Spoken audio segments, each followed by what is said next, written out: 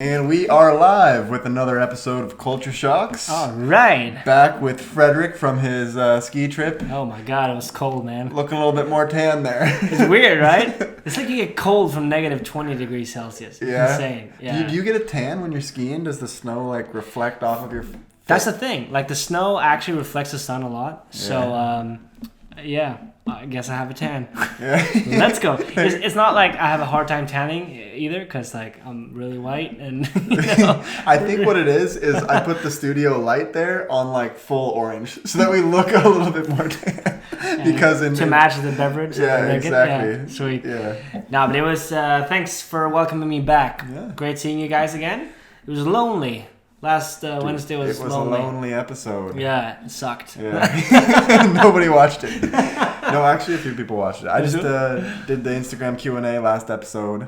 But it was good, man. I'm Good glad job. to have you back. There's a much better dynamic, like a conversation. I felt sort of awkward, like, am I supposed to talk to myself now? Even though I do that with my YouTube videos. Yeah, but you have it's a just full like, YouTube channel to do it, so...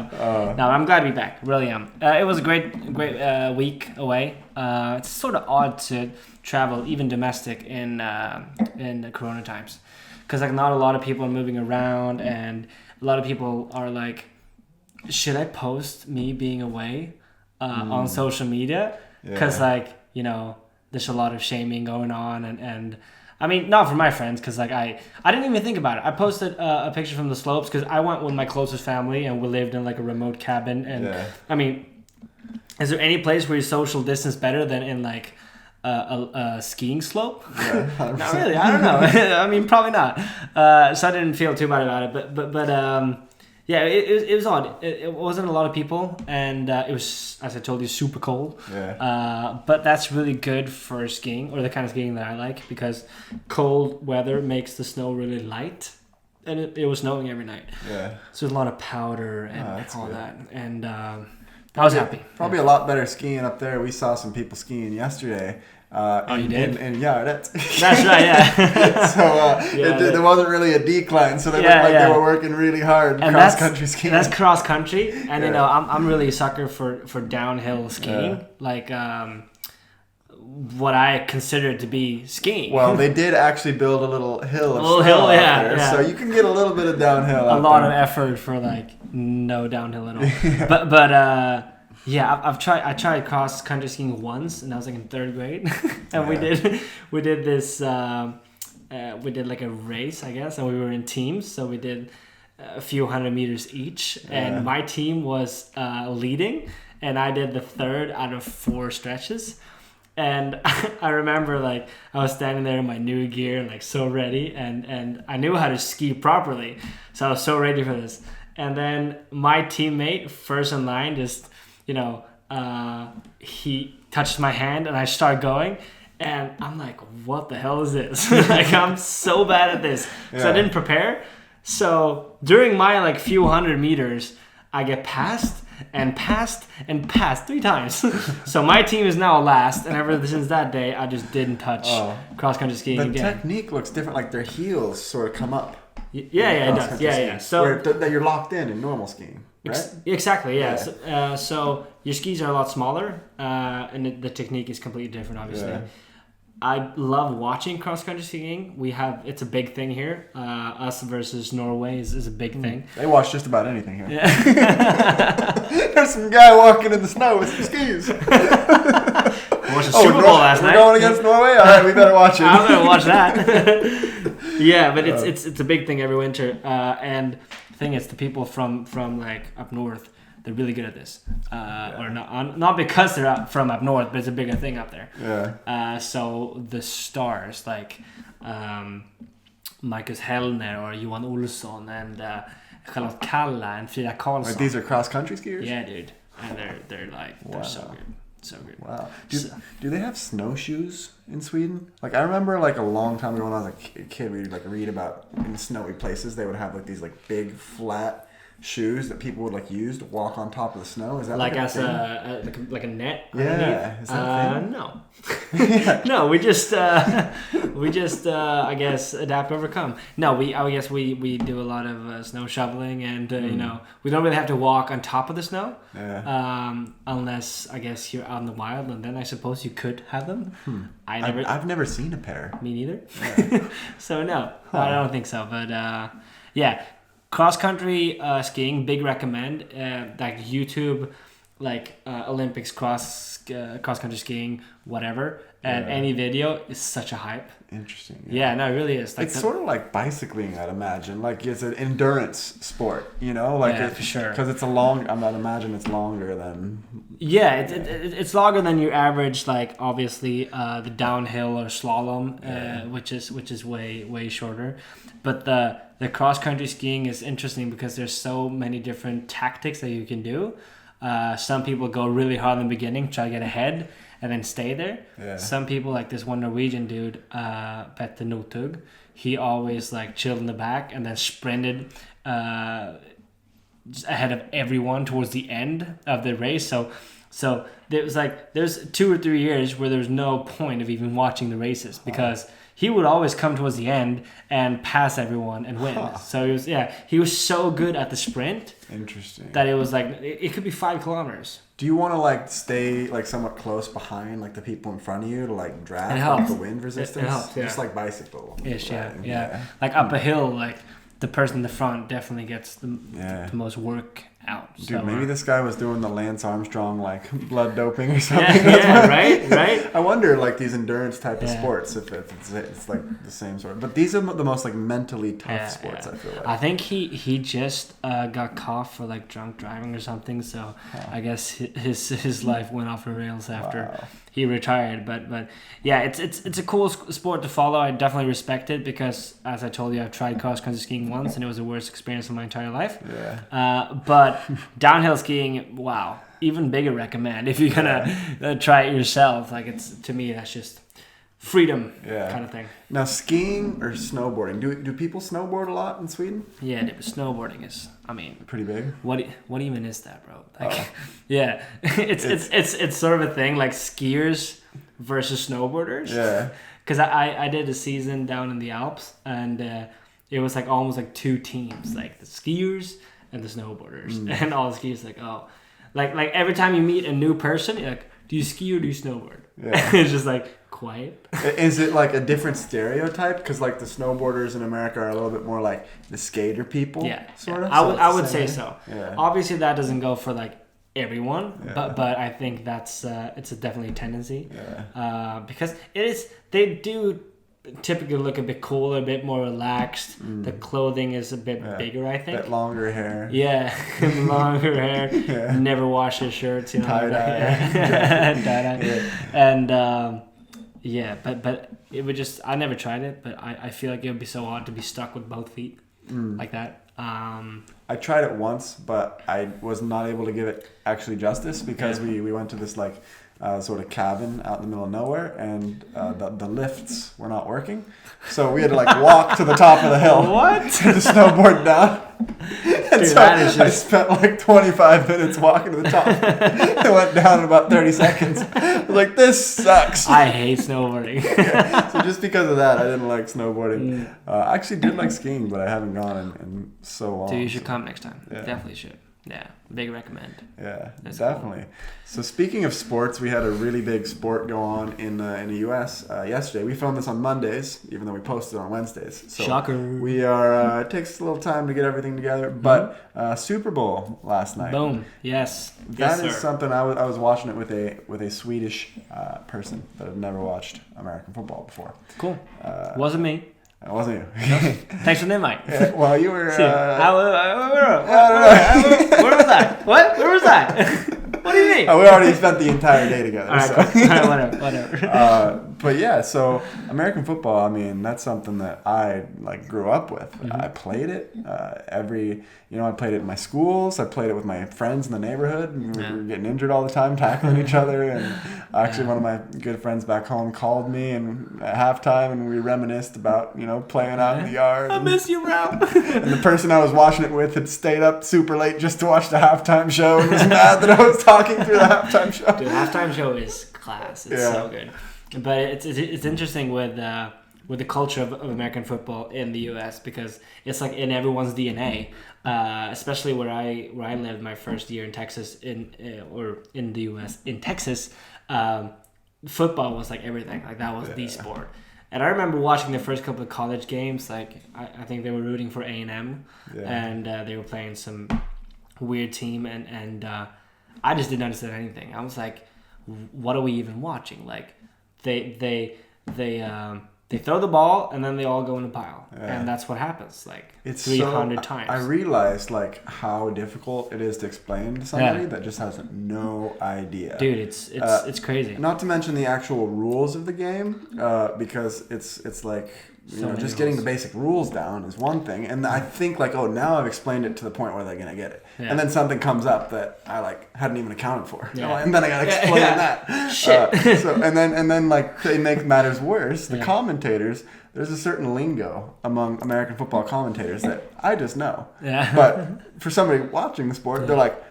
I hear the commentators say a line like, "Oh, you really put some mustard on that one." And the person's like looking at me like, "The hell does that mean?" It's like, "Yeah, I just put some mustard on there."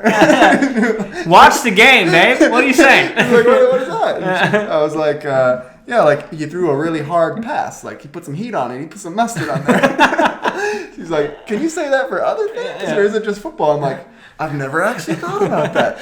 I mean, you could put some mustard on a baseball throw. I mean, you wouldn't really say that for like soccer. You wouldn't be like, "Oh, Ronaldo really put some mustard on that free kick." Wow, I'm about to put some mustard on the shot, dude. Yeah. No, it's strange because the more the more you watch it, obviously, the more you learn, and it's such an intricate game. Yeah. There's so many different plays, and I remember the day when I learned that when they yell stuff before they start the game, they're like, "Oh, 10, 39, bay! Oh, 10, 39, bay!"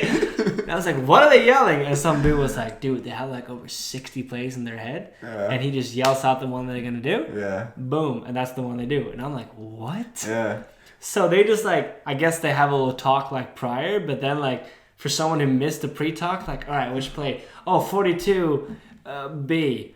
Cool. That one. Yeah. All right, let's do it. So I'm gonna block and then I'm gonna run there.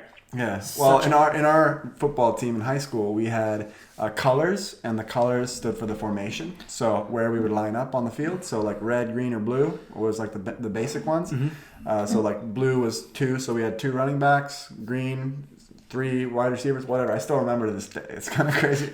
But then like a lot of kids at that age, they can't remember 60 plays. So we had these little we had these like little armbands that we would wear. So the quarterback would yell like red 14, and then you like go in and you're like, oh, what do I do? And you look, and it was like a little cheat sheet on your arm. It was like run 10 steps straight and then to the left. Like, all right. So can you imagine the amount of work that goes into the coaching of that? Oh yeah. Just like make up the plays and like keep everything in your head. Yeah, that's insane. That's so impressive. It's really crazy. And then just us kids playing like in the schoolyard when we were growing up. I was always the one of the older ones and very analytical and like trying to out strategize like the neighbor kids that were trying to play defense against us. So we would make up 22 plays. Oh god, dude, we had all sorts of signals, and I still remember them. And this was like 10, 15 years ago. Do one. All right, so there was this receiver, Randy Moss, that had dreadlocks. So if I was a quarterback and I would run my hand through like the back of my hair like this and like point at the guy, that means like go deep,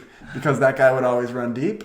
And then if I would hit the side of my head, like on the left side or the right side, that meant like cut in to whichever side that I would knock. Wow. And then just so people wouldn't read the signals, I would do like a dummy signal. So I would be like, if I yell out a shoe brand, and then whatever signal I say after that, just don't mind it. So I'd be like Nike, Nike, Nike, Nike. It'd be like purple alligator, Nike, Nike, Nike. And then they're running purple alligator. but everybody else is seeing me knocking on my head, so they think they're going to run a certain way. Yeah. And I was just, Adidas!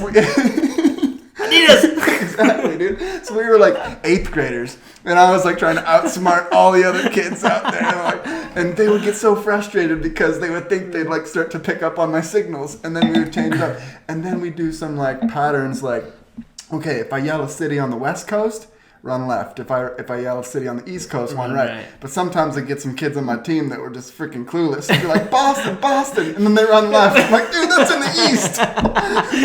That's why you never play with stupid kids, man. So it's a game where was your brother? I mean, no, it's just kids playing out in a schoolyard. Imagine at the professional level. It's just so many layers of that. It's just so interesting, and that's something that me as a Swede, I think a lot of people here don't realize about that game is just the level of intricacy that goes into it. Because like when we play soccer, football here, Swedish football, everything is just about reading the play here and now, and then you have certain situations in your head, certain like Väggspel, for instance, like you pass someone and then you expect to get it back, but further it's ahead. It's a free flowing game; it never stops. Football obviously, and it's two different things. Because in American football, very rarely, except for the quarterback, I feel like. They get to dictate the game of whatever's happening, watch and see what happens, then improvise. A lot of people don't really. There's not a lot of space for that in football. Definitely, and that's why if you're a football coach, an American football coach, you can have such an impact because you dictate like every single step that every single one of your players does. Basically, like even the quarterback, you're like, all right, this pass is a 3-step drop, so you're gonna take 3 steps back, and then. That's your first option, second option, third option. So even though the quarterback's the one that's sort of improvising, they're still going through a progression. So Tom Brady is actually not a genius. He is very dictated. He's had at that level, when you're that good, he's calling his own plays and making changes at the line based on how the defense is lined up and all these things. It's very advanced, and that's why when you learn how the game works and when you start to learn like all these deeper things, you can really get sucked into it. But for somebody that doesn't have that appreciation for it, so boring. it can be a little bit tough to watch. On the one hand, it is physical, and I think anybody can appreciate people like people hitting each other. Like I'm trying to run past you without getting tackled. Like I think a lot of people can appreciate that aspect of it. It's easy to like identify with that sort of behavior because it's I'm not saying that everyone wants to do it. I'm just saying it's easy to like watch and understand that, and just because it happens there and now. But everything behind the scenes, I think you need to be really in it to really appreciate it the way that you do and a lot of Americans do. And the thing with American football is there's so many breaks. There's so many commercial breaks. And watching in Sweden, we didn't have access to the commercials. And a lot of people that are not interested in American football, they'll still watch the Super Bowl because the commercials are notoriously very, very good at the Super Bowl because companies spend millions and millions of dollars in productions for these commercials. So much money. So I realized like it's sort of boring to watch when you're not watching normally if it's a football game that I really like, I'd usually like just not look at my phone or anything for the first like 30-45 minutes and then just skip through the commercials because there are so many breaks. Just cause, but it is a very commercialized sport, and it really goes to show like Americans love having all the advertisements, commercials. It's such a thing. And just watching it last night, there would be a commercial break. They play for like 2 minutes. And then, there was a turnover. The other team got the ball. All right, so another commercial break 2 minutes later, right? Then we come out of that commercial break. It's the end of the quarter. All right, another commercial. So in Sweden, with the commercials that we have here, it just doesn't work. The whole format doesn't work, and also it's in the middle of the night. I think that's something that I know a lot of my friends appreciate is the halftime show. The halftime show is really a big thing, and also a lot of money goes into that, and it's like the artists' like biggest shows. And this year was a weekend. I haven't gotten around to watch that yet, but I heard that it was really good. But I remember back in 2014 when I watched it when I lived in Texas. It was the Seahawks versus Denver Broncos. It was a blowout. Absolute blowout. I was happy about that because Seattle's close to me. So. And I I remember watching the halftime, being the only one watching the halftime show, and it was Bruno Mars that year, and he just blew me away. I'm like, wow, this halftime show was insane, and all the guys I was watching it was like, Fred, what are you doing, man? Yeah, game's not on. Yeah, what are you watching? What do you mean? And I was like, dude, let's watch that again. They're like, dude, no. Yeah. So to me, true. I really appreciate that. Yeah, it's funny to see like the people that haven't grown up with football really care about it as much. Like they'll watch that game for different reasons than the hardcore football fans. So what do you think of the game last night? I thought worth that staying up for. Yeah, I mean, I haven't watched a lot of football because right now it's so late living in Sweden, and when I lived in America, I would watch football every weekend. Yeah, it's just something that I love doing. I thought it was a good game. I was rooting for Tom Brady just because I think it's really cool that somebody's 43 years old. It's insane. And is still playing with at a new team, the pinnacle level. And the thing that I really like about Tom Brady is he's not the most naturally gifted athlete. Like, if you go back and you look at the tapes like 20 years ago from the NFL Combine when he's like trying to run as fast as he can and stuff, like it's like nobody was like this guy. Yeah. So he was 7 rings. Yeah, 7 exactly. rings. So like 6 quarterbacks were taken in front of him. Yeah. And he was like the 250th overall pick. Nobody thought he was ever going to amount to anything. Cinderella story, for sure. And I just think it's so cool that he's able to still be going at 43. So good, yeah. It's amazing. Mind-blowing. So just for that reason, it was enjoyable. Yeah. I was really happy he won. He won again, yeah. I think it's pretty cool when athletes really break boundaries like that and create new records. Definitely. And the first thing he saw he said post-match was like, baby, we'll be back next year getting another one. 44 years and old. And I believe it. I'm like, dude, you're going to be 50 getting a ring. Like, dude, you never know. I hope he does. That would be really cool to see a 50-year-old playing. But then again, like, how cool would it be if he quit now? Just like, I got another ring when I was 43, and I quit because I was 43. Because then no one... I think he's having too much fun. Dude, I think so. And he looks like he's 30, bro. Yeah. He takes such good care of himself. Yeah. I mean, just the person I was watching with last night, she's going, oh, he looks like the younger of the two. Yeah. He's actually like, Mahomes, 15 years older or more? No, 20 years older almost. Yeah. 18, I think. I don't know. Yeah, because Mahomes is 25. Yeah. So that's a big age He's 25, difference. Jesus. Yeah, that's definitely the biggest age difference they've ever had in a Super Bowl. That's really cool. I'm glad that was cool. Yeah. That was cool.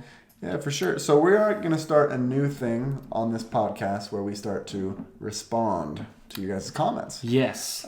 So if you guys have questions or whatever, you can always leave those in the comments and we can react to them here on the podcast. Because we try to respond to as many as possible. Not that there are that many at this stage, so we do reply to everything. Then we decided that it would be fun to bring like our favorites up there. So we're going to have a comment of the day. Comment of the day, comment of the week. And right now, I think it's me who chose one. And this was Fredrik's pick this week. So, it's from a guy named Think a While. Think a While. Oh, it might be a girl. I don't know. Okay. And I like this comment because it's kind of deep and it leaves sort of an openness to the interpretation. Mm-hmm. So, and I think this is directed to you. Okay. I love the Swedish inside you. Happiness. Okay. Boom. And we hearted that one. We did. All right. I love the Swedish inside you. Maybe he's alluding to the fact that like I'm becoming more and more Swedish. He like loves the Swedish inside. I just don't know how to like read this comment because it's like, would you say he means like Swedes are happy and you're happy now and that's sort of Swedish, so the Swedishness inside you is happiness? Dude, we're getting like so mad with this. and you respond, you're like, thanks. Did I say thanks? Yeah, you're like, thanks, happy face. And that was cool, I guess. I don't know, I just thought some of these comments are really strange, and a lot of them are really nice, obviously. And comments are great. I love when you comment. Because it gives us sort of an idea what you think and all that.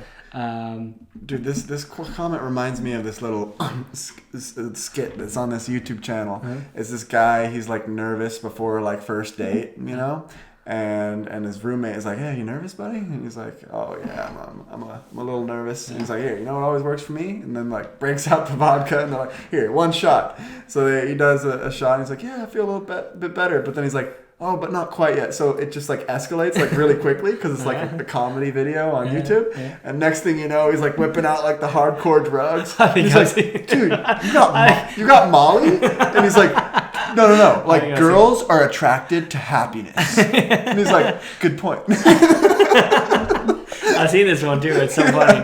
Yeah. So that's what that comment reminded me. People are just attracted to happiness. This is not an endorsement to do drugs, but I just thought in terms of that video, it's sort of fun. I just tried to picture the guy in front of me writing the comment, like watching a video and being like, "I like that or the Swedish inside you, happiness."